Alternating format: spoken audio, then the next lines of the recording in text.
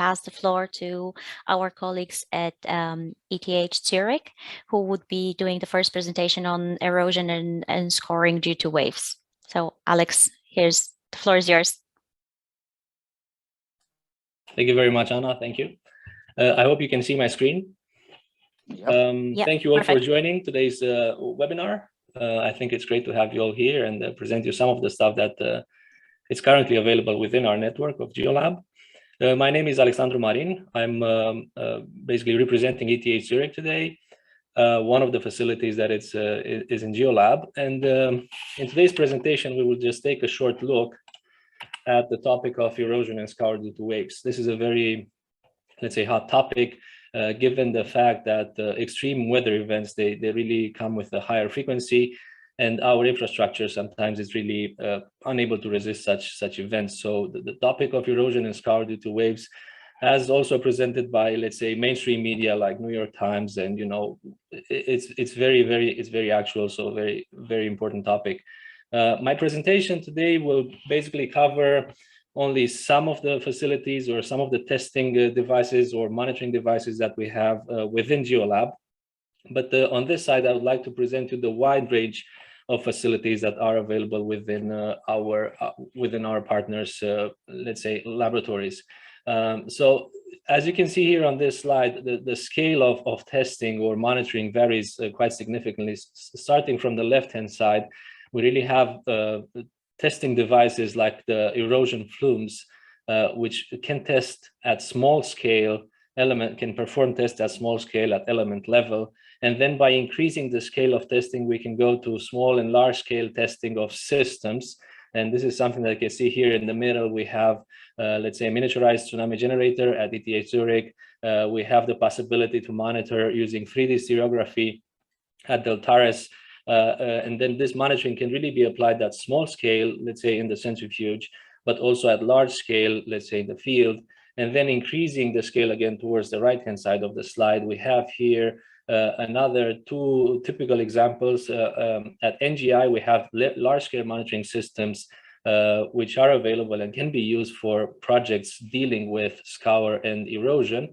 So we have systems like applying photogrammetry, LiDAR, TLS, INSAR, and they're all available for, let's say, your projects dealing with scouring, dealing with erosion, and they can really be useful in getting some important and informative data about your tests. And then on the lower hand side, we have also large-scale monitoring at system level. A typical example here is the Doppler current profiler, which is available at the UniFL, has been tested, has been really a part of different projects, and it's really something that can be very nicely used to investigate processes associated with erosion and scour due to waves and flooding. Today, I'm just going to focus, just due to the time restrictions, I'm going to focus on only two devices. The first device that I'm going to briefly present is the miniaturized tsunami generator that we have developed at ETH. This is a very nice device which can help you to, let's say, model a large range of hydraulic events such as floods, which are very relevant for infrastructure under the effects of extreme weather, breaches of dikes if you want, or even tsunamis, so those long wavelength waves that can happen or can occur due to different causes. And then the interesting thing about this tsunami generator, now it's available for 1G conditions, so it's quite a large device, but this can be easily adapted for the centrifuge, can be reduced in size, and due to its low mechanical complexity, can be installed in a geotechnical centrifuge and then subjected to enhanced gravity field to perform those, let's say, coupled investigations of geotechnical and hydraulic events. The main idea of this tidal generator or tsunami generator is basically based on the classical idea of a tidal generator, which applies air pressure on a specific volume of water to generate waves in the model area. But the interesting and the innovation part that we have added to the typical concept, to the general concept, is that we have installed a recirculation pump.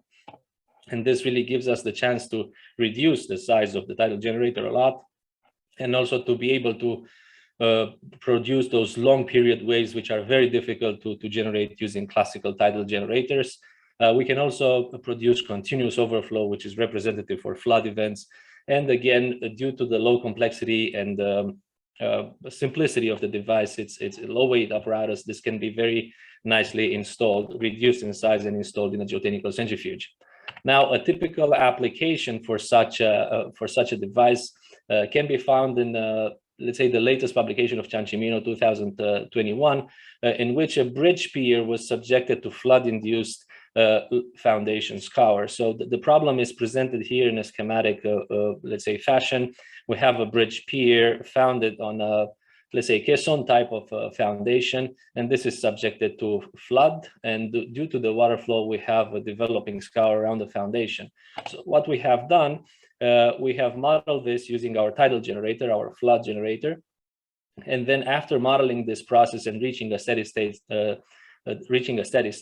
we have scanned the surface of the soil around the foundation and then obtained, let's say, the digital twin of this experimental result. And then using this digital twin, we have printed in 3D a grating system, which really allowed us to replicate in our small scale model, really the shape of the scoured surface of soil and also the location of the foundation within this scoured surface.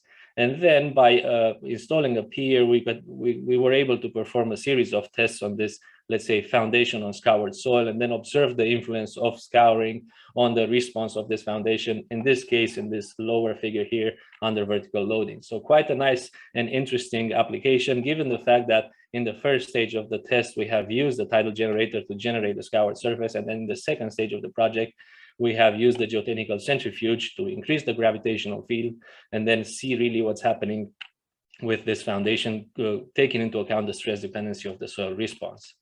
Then a second device that I would like to present you is the miniature O-tube flume, which is available at the University of Cambridge. This is also a quite interesting or a quite nice device, which really allows us to investigate let's say, samples which have been taken in the field, cylindrical samples which have been taken in the field with those thin-walled tube samplers, and then place them here in the test section and subjected to different water flows and subsequently to erosion. So what you can see here is basically the O tube, which circulates water. I'm not going to go too much into detail. And then the most important part here is the test section, in which we can insert from the bottom side the soil sample and then expose it to water flow and see, using the array of acoustic sensors, how erosion develops, at which rates, and at which, let's say, thresholds of flow. Now, a nice application for this device is the investigation of the variability of marine sediment erodibility with depth. This has been published also in 2021. So as you can see, everything is quite new research, quite groundbreaking research, if you want to call it like this. So in this slide here, I'm just showing you some results of the publication of Moore et al. In 2021. On the left-hand side, you can see on the vertical axis the erosion rate, and on the horizontal axis the shear stress, which is really applied due to the water flow to the soil sample. And as you can see here, we have different curves. These curves, they really correspond to different depths within the sample at which erosion occurred.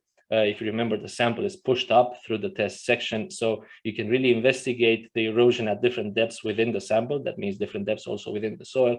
And the interesting thing to note here is that the erosion rate really decreases significantly as we go down within the soil stratum or within the soil layer. So this is very important and very interesting, because usually the erosion is being investigated using a horizontal sample, and this type of sampling and this type of investigation only gives us an idea about the average erosion rate and not the specific erosion rate for every, let's say, height within the soil layers. So this is one interesting aspect which can point us towards, let's say, over-conservative design when we talk about erosion and scour processes. And then on the right-hand side, you see the diagram which has on the vertical axis the threshold shields parameter. So this is basically an indication at which, let's say, velocity or flow erosion is initiated. In the horizontal axis, the dimensionless grain size of the soil is investigated. Now, the black line and the different markers here, they're typical results which are obtained experimentally with sands. And here in the colored markers, you can see really the results with silty materials, which really indicate that the erosion threshold of this specific material is way higher than the empirical curves that are usually used in design for erosion resistant let's say, geotechnical structures. So again, this miniature O-tube flume is quite a helpful device to investigate the variability with depth of erosion characteristics or erosion properties of materials. With this, I would like to conclude my presentation. You can really contact us on our website, and you can get a lot of details about our facilities and also get contact coordinates for the different representatives of facilities, and get in touch with us and see how we can accommodate your project or your idea within our network. Thank you very much. Thank you very much, Alex, for your